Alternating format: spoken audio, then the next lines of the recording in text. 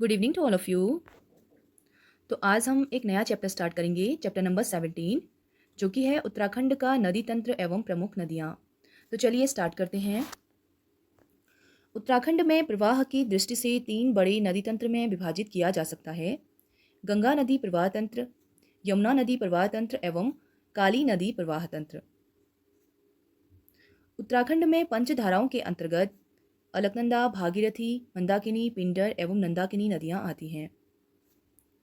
उत्तराखंड के सबसे अधिक प्रवाह पथ वाली नदी काली नदी या शारदा नदी है। तो सीधे क्वेश्चन बन जाएगा कि उत्तराखंड की सबसे अधिक प्रवाह पथ वाली नदी कौन सी है, काली या शारदा नदी। उत्तराखंड की सबसे बड़ी जल प्रवाह वाली नदी है अलकनंदा। तो दो अलग क्वेश्चन हैं। अगर क्वेश्चन आए कि उत्तराखंड की सबसे बड़ी जल प्रवाह वाली नदी कौन सी है, अलकनंदा, और सबसे लंबी पथ प्रवाह वाली नदी कौन सी है, तो काली या शारदा। महान हिमालय या ग्रेटर हिमालय से निकलने वाली नदियाँ भागीरथी, अलकनंदा, मंदाकिनी, पिंडर, नंदाकिनी, भिलंगना, यमुना, टोंस, काली एवं पूर्वी रामगंगा हैं। मध्य या लघु हिमालय से निकलने वाली नदियाँ पश्चिमी रामगंगा, पूर्वी नयार, पश्चिमी नयार, खोह, सरयू, कोशी, गोमती, पनार, गौला, लधिया आदि नदियाँ हैं। उत्तराखंड में नदियों के अपवाह का प्रारूप वृक्षाकार दिखाई पड़ता है। राज्य की लगभग सभी नदियों का प्रवणता ह्रास प्रारंभिक अवस्था पर उच्चतम जबकि संगम के तट पर न्यूनतम होता है। अब हम पढ़ेंगे गंगा नदी प्रवाह तंत्र। तो चलिए स्टार्ट करते हैं। गंगा नदी उत्तराखंड राज्य के उत्तरकाशी जिले के गोमुख के निकट गंगोत्री हिमनद से 3900 मीटर की ऊंचाई से निकलती है। तो गंगा नदी कहाँ से निकलती है? उत्तरकाशी जिले के गोमुख के निकट गंगोत्री हिमनद से निकलती है। यहाँ यह नदी भागीरथी के नाम से जानी जाती है। भारत में गंगा नदी की कुल लंबाई 2525 किलोमीटर है। अगर हम भारत की बात करें तो भारत में गंगा की टोटल लंबाई है 2525 किलोमीटर। राज्य में देवप्रयाग से हरिद्वार तक गंगा नदी की लंबाई 96 किलोमीटर है। अगर हम राज्य की बात करें तो राज्य में देवप्रयाग से हरिद्वार तक गंगा की टोटल लंबाई है 96 किलोमीटर।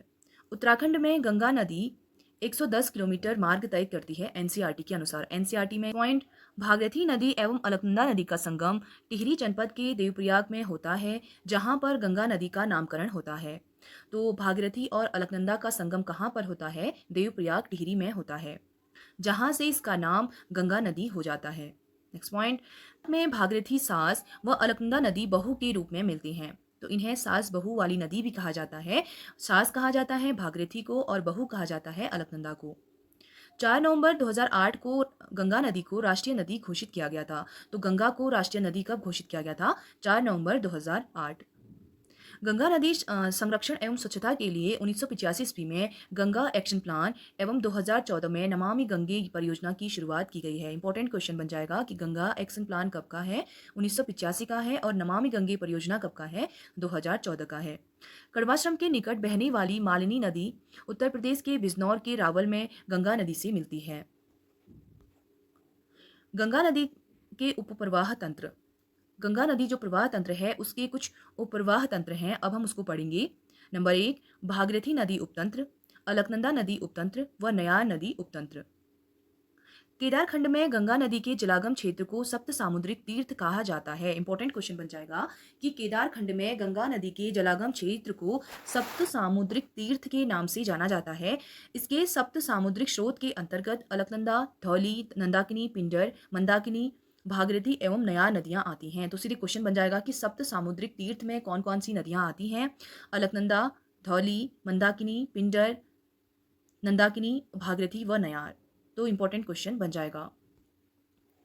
राज्य में गंगा की सहायक नदियां। तो राज्य में गंगा की कौन कौन सी नदियां सहायक हैं?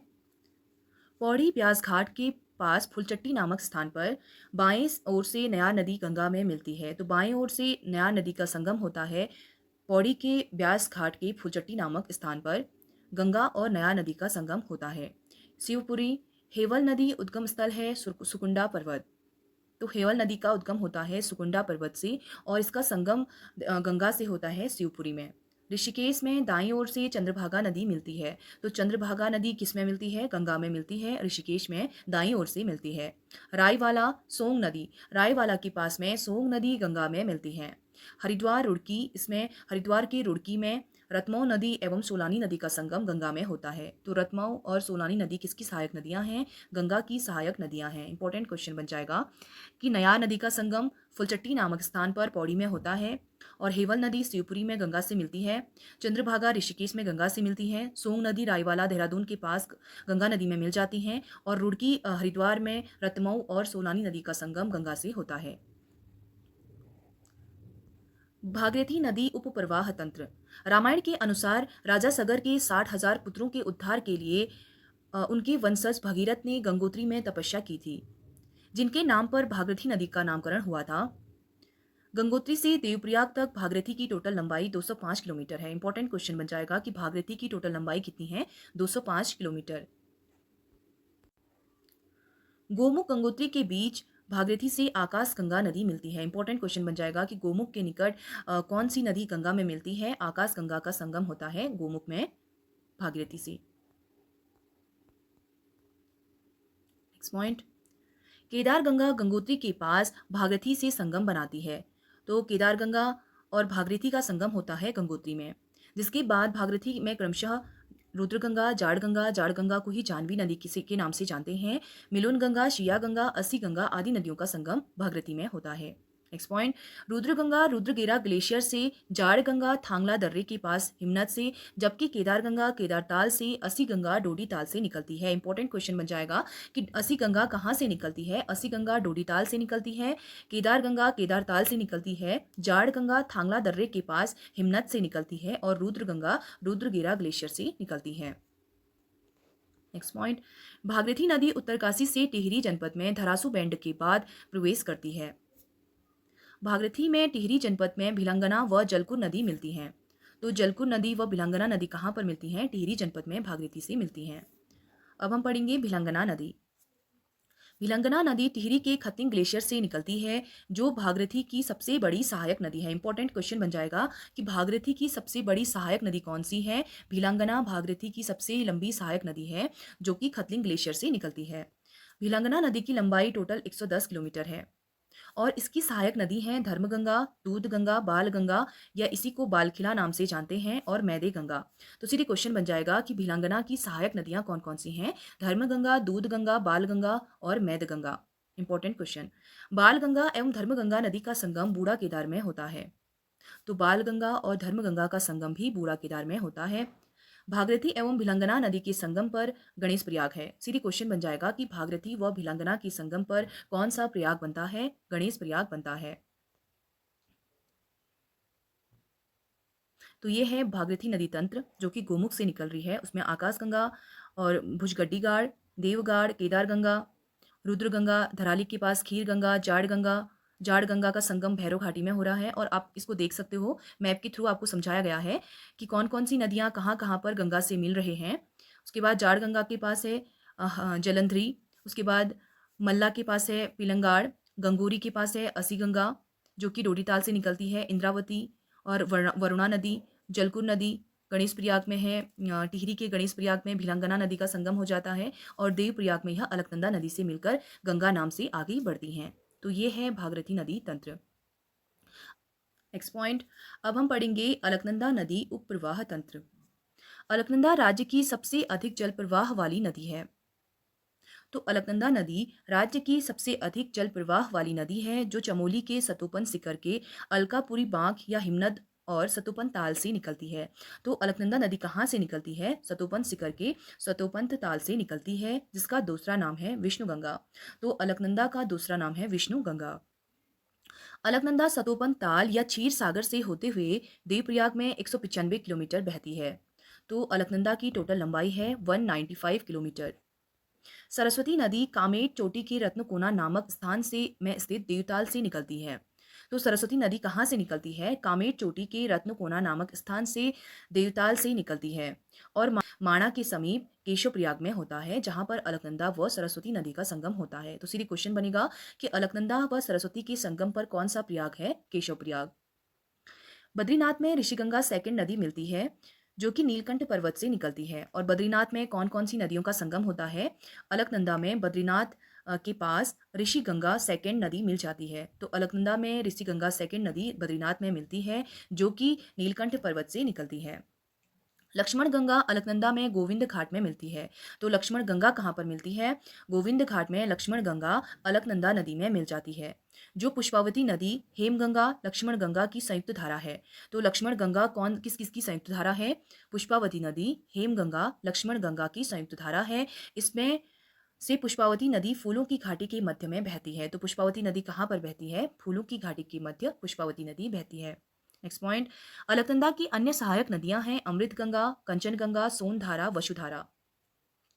तो अमृत गंगा, कंचन गंगा, सोनधारा व वसुधारा हैं अलकनंदा की सहायक नदियां। नेक्स्ट पॉइंट, पश्चिमी धौलीगंगा नदी, इसकी टोटल लंबाई है 94 किलोमीटर। पश्चिमी धौलीगंगा नदी धौलगिरी के कुनगुल श्रेणी से निकलती है, जिसकी सहायक नदी है गिरथी, ऋषिगंगा फर्स्ट, कियोगार। तो सीधे क्वेश्चन बन जाएगा कि गिरथी किसकी सहायक नदी है? पश्चिमी धौलीगंगा की सहायक नदी है, और ऋषिगंगा फर्स्ट भी इसी की सहायक नदी है, और कियोगार भी पश्चिमी धौलीगंगा की सहायक नदी है। विष्णुप्रयाग तक अलकनंदा को विष्णु गंगा के नाम से जाना जाता है। इंपॉर्टेंट क्वेश्चन बन जाएगा कि अलकनंदा को विष्णु गंगा के नाम से कहाँ तक जाना जाता है? विष्णुप्रयाग तक अलकनंदा को विष्णु गंगा के नाम से जाना जाता है। नेक्स्ट पॉइंट, गिरथी नदी किंगरी बिंगरी से निकलती है, जो कि पश्चिमी धौलीगंगा की सहायक है। वह नदी किंगरी बिंगरी से निकलती है, जबकि ऋषिगंगा रेणी गांव के पास ग्लेशियर से निकलती है। नेक्स्ट पॉइंट, अलकनंदा की सहायक नदियां एवं संगम स्थल। अलकनंदा प्लस सरस्वती नदी केशवप्रयाग में मिलते हैं। तो केशवप्रयाग में अलकनंदा व सरस्वती नदी का संगम होता है, जिसे केशवप्रयाग कहा जाता है। अलकनंदा व पश्चिमी धौलीगंगा के संगम पर विष्णुप्रयाग बनता है। तो विष्णुप्रयाग कौन कौन सी नदियों का संगम विष्णुप्रयाग में होता है, जिसे प्रथम प्रयाग भी कहा जाता है। सीधे क्वेश्चन बनेगा कि प्रथम प्रयाग कौन सा है? विष्णुप्रयाग को प्रथम प्रयाग कहा जाता है, जहां पर अलकनंदा व पश्चिमी धौलीगंगा का संगम होता है। नंदप्रयाग जो कि दूसरा प्रयाग है, इसमें कौन कौन सी नदियों का संगम होता है? अलकनंदा प्लस नंदाकिनी। कर्णप्रयाग तीसरा प्रयाग है, अलकनंदा व पिंडर नदी का संगम कर्णप्रयाग में होता है। रुद्रप्रयाग चौथा प्रयाग है, अलकनंदा व मंदाकिनी का संगम रुद्रप्रयाग में होता है। पांचवा प्रयाग है, जो कि अंतिम प्रयाग, 5 प्रयाग हैं उसमें से पांचवा प्रयाग है देवप्रयाग, जहां पर अलकनंदा व भागीरथी नदी का संगम होता है। तो इंपॉर्टेंट बन जाएगा कि पंचप्रयाग में कौन कौन से प्रयाग हैं। फर्स्ट है विष्णुप्रयाग, दूसरा है नंदप्रयाग, तीसरा है कर्णप्रयाग, चौथा है रुद्रप्रयाग, पांचवा है देवप्रयाग। विष्णुप्रयाग में कौन कौन सी नदियां मिलती हैं? अलकनंदा व पश्चिमी धौलीगंगा। नंदप्रयाग में अलकनंदा प्लस नंदाकिनी। कर्णप्रयाग में अलकनंदा व पिंडर नदी। रुद्रप्रयाग में अलकनंदा व मंदाकिनी, और देवप्रयाग में अलकनंदा व भागीरथी नदी का संगम होता है। शिवप्रयाग, शिवप्रयाग पौड़ी में है, जहां पर अलकनंदा व खांडव गंगा नदी का संगम होता है। तो शिवप्रयाग में कौन कौन सी नदियां मिलती हैं? अलकनंदा व खांडव गंगा नदी। हेलंग घाटी चमोली, जहां पर अलकनंदा व कल्प गंगा नदी का संगम होता है। तो हेलंग घाटी में कौन कौन सी नदियों का संगम होता है? अलकनंदा प्लस कल्प गंगा नदी। पेनखंडा चमोली, यहाँ पर अलकनंदा व गरुड़ गंगा नदी का संगम होता है। तो पेनखंडा में कौन कौन सी नदियां मिलती हैं? अलकनंदा प्लस गरुड़ गंगा नदी। गोविंद घाट चमोली में है, गोविंद घाट में अलकनंदा व लक्ष्मण गंगा का संगम होता है। लास्ट है ढूंढ प्रयाग, ढूंढ प्रयाग टिहरी में है, जहां पर अलकनंदा व ढूंढी नदी का संगम होता है। नेक्स्ट पॉइंट, पश्चिमी धौलीगंगा के बाद अलकनंदा नदी में विरही गंगा या विरथी, गरुड़ गंगा, बालखिल्य या निगोल नदी मिलती हैं। बालखिल्य नदी का उद्गम स्थल तुंगनाथ रुद्रनाथ श्रेणी से है। तो बालखिल्य नदी कहाँ से निकलती है? तुंगनाथ रुद्रनाथ श्रेणी से निकलती है। नंदाकिनी टोटल लंबाई है 56 किलोमीटर, त्रिशूल पर्वत के नंदा घुंगटी से निकलती है। इंपॉर्टेंट बन जाएगा कि नंदाकिनी नदी कहाँ से निकलती है? त्रिशूल पर्वत के नंदा घुंगटी से निकलती है। पुरानी कहावत है कि नंदाकिनी का जल देवताओं को नहीं चढ़ाया जाता है। तो नंदाकिनी नदी का जल देवताओं को नहीं चढ़ाया जाता है। पिंडर नदी बागेश्वर में स्थित पिंडारी ग्लेशियर से निकलती है, जिसे कर्ण गंगा भी कहा जाता है। पिंडर नदी को कर्ण गंगा भी कहा जाता है। यह राज्य में सर्वाधिक तेज प्रवाह वाली नदी है। इंपॉर्टेंट क्वेश्चन बन जाएगा कि राज्य में सर्वाधिक तेज प्रवाह वाली नदी कौन सी है? पिंडर नदी है, जिसकी लंबाई 105 किलोमीटर व सहायक नदी है आटागाड़, जिसका उद्गम स्थल होता है दूधातोली। एवं कुफनी नदी है। पिंडर की सहायक है आटागाड़ व कुफनी नदी, और पिंडर की टोटल लंबाई है 105 किलोमीटर, और जो कि पिंडारी ग्लेशियर से निकलती है। मंदाकिनी नदी, मद्रांचल श्रेणी के चौराबाड़ी ग्लेशियर के पास से गांधी सरोवर से निकलती है। तो मंदाकिनी नदी कहाँ से निकलती है? चौराबाड़ी ग्लेशियर के पास गांधी सरोवर से निकलती है। इसे रामचरितमानस में सुरसरी कहा गया है। इंपॉर्टेंट बन जाएगा कि रामचरितमानस में मंदाकिनी नदी को किस नाम से जानते हैं? सुरसरी नाम से जाना जाता है। अब पढ़ेंगे मंदाकिनी नदी की सहायक नदियां। मंदाकिनी व मधुगंगा कालीमठ में इनका संगम होता है। मधुगंगा व मंदाकिनी नदी का संगम कहाँ पर होता है? कालीमठ। मंदाकिनी व सोन या वासुकी नदी का संगम होता है सोनप्रयाग में। तो सीधे क्वेश्चन बन जाएगा कि कालीमठ में कौन कौन सी नदियां मिलती हैं? मंदाकिनी व मधुगंगा। सोनप्रयाग में कौन कौन सी नदियां मिलती हैं? मंदाकिनी। सोन या वासुकी नदी का संगम होता है सोनप्रयाग में। और रुद्रप्रयाग में कौन कौन सी नदियां मिलती हैं? मंदाकिनी व पुनार नदी। तो रुद्रप्रयाग में कौन कौन सी नदियां मिलती हैं? मंदाकिनी व पुनार नदी। अगस्त्य मुनि में कौन कौन सी नदियों का संगम होता है? मंदाकिनी प्लस धूलगाड़। तो अगस्त्य मुनि में मंदाकिनी व धूलगाड़। और रुद्रप्रयाग में मंदाकिनी व पुनार नदी। सोनप्रयाग में मंदाकिनी सोन या वासुकी नदी। कालीमठ में मंदाकिनी व मधुगंगा का संगम होता है। Next point. अब पढ़ेंगे नयार नदी उपप्रवाह तंत्र। नयार या नादगंगा नदी पूर्वी नयार एवं पश्चिमी नयार से मिलकर बनी है। तो ये नयार नदी या नादगंगा पूर्वी व पश्चिमी नयार के मिलने से बनी है, जिनके संगम पौड़ी की सतपुली में होता है। तो पश्चिमी नयार व पूर्वी नयार का संगम पौड़ी के सतपुली में होता है। पॉइंट। पूर्वी नयार नदी दूधातोली के जकमोली धार श्रेणी से स्यूशी या कैन्यूरगाड़ नाम से निकलती है। तो स्टार्टिंग में यह नदी स्यूशी या कैन्यूरगाड़ नाम से निकलती है और दूधातोली के जकमोली धार श्रेणी से निकलती है। पश्चिमी नयार दूधातोली श्रृंखला के पश्चिमी ढाल से ढाईजूली व शोलीगाड़ नाम से दो शाखाओं में निकलती है। तो पश्चिमी नयार स्टार्टिंग में ढाईजूली व शोलीगाड़ नाम से दो शाखाओं में निकलती है और दूधातोली के पश्चिमी ढाल से निकलती है। और इन्हीं दोनों से पूर्वी व पश्चिमी नयार से मिलकर नयार नदी बनती है। Next point. पूर्वी नयार की लंबाई 109 किलोमीटर जबकि पश्चिमी नयार की लंबाई 78 किलोमीटर है। पौड़ी के ब्यास घाट के फुलचट्टी नामक स्थान पर नयार नदी बाईं ओर से गंगा नदी में मिल जाती है। तो नयार नदी फुलचट्टी नामक स्थान पर गंगा में बाईं ओर से मिल जाती है। नयार की सहायक नदियां हैं कलीगाड़, डाबरीगाड़ व गड्डी नदी। तो सीधे क्वेश्चन बन जाएगा कि कलीगाड़, डाबरीगाड़ व गड्डी नदी किसकी सहायक नदी है? तो ये है नयार की सहायक नदियां हैं। नयार नदी का पौराणिक ग्रंथों में नवालिका नाम मिलता है और पूर्वी नयार व पश्चिमी नयार के संगम स्थल को वैंतयक तीर्थ कहा जाता है। तो पूर्वी नयार व पश्चिमी नयार के संगम स्थल को वैंतयक तीर्थ के नाम से जाना जाता है। तो वैंतयक तीर्थ में कौन कौन सी नदियां मिलती हैं? पूर्वी नयार व पश्चिमी नयार। और पौराणिक ग्रंथों में इसका नाम है नवालिका। तो चलिए आज का टॉपिक हम यहीं पे स्टॉप करते हैं। कल हम पढ़ेंगे यमुना नदी प्रवाह तंत्र।